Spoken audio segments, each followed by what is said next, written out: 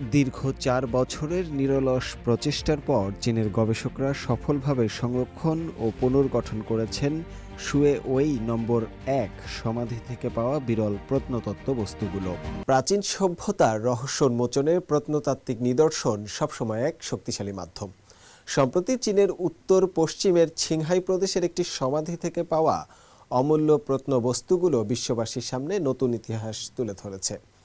চীনের শীর্ষস্থানীয় গবেষণা সংস্থা চাইনিজ একাডেমি অব সোশ্যাল সায়েন্সেসের দীর্ঘ ৪ বছরের নিবিড় প্রচেষ্টায় এই সমাধির গুরুত্বপূর্ণ নিদর্শনগুলো সংরক্ষণ ও সংস্কার কাজ সফলভাবে সম্পন্ন হয়েছে। ইতিহাস আর আধুনিক প্রযুক্তির মেলবন্ধন উন্মোচিত হল প্রাচীন চীনের এক বিস্ময়কর অধ্যায়।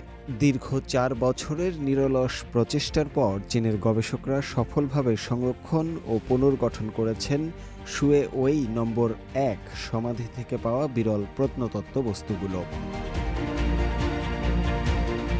উত্তর পশ্চিম চীনের ছিংহাই প্রদেশের দুলানে অবস্থিত থাং রাজবংশের এই সমাধিটি এখন বিশ্বের প্রত্নতত্ত্বের এক অনন্য মাইলফলক। এই আবিষ্কারের সবচেয়ে চমকপ্রদ দিক হল একটি সোনালী ব্রোঞ্জের বর্ম। চীনের প্রত্নতাত্ত্বিক ইতিহাসে এখন পর্যন্ত থাং রাজবংশের স্বর্ণাবৃত বর্মের এটি একমাত্র চাক্ষুষ প্রমাণ।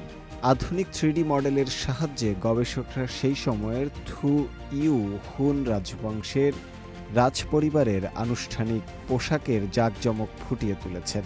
এছাড়াও পাওয়া গেছে সূক্ষ্ম সোনা ও রূপার কারুকাজ করা লেকারওয়ার, যা সে আমলের উচ্চতর ধাতুবিদ্যার স্বাক্ষর বহন করে।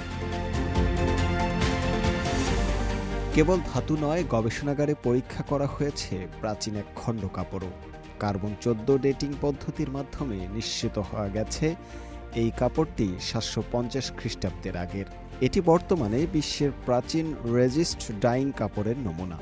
বিজ্ঞানীদের মতে এই কাপড়টি সম্ভবত দক্ষিণ পশ্চিম চীনে তৈরি হয়েছিল এবং বাণিজ্যিক পথ বা রাজকীয় নজরানা হিসেবে থাং রাজবংশের রাজধানী ছাংআনে পৌঁছেছিল।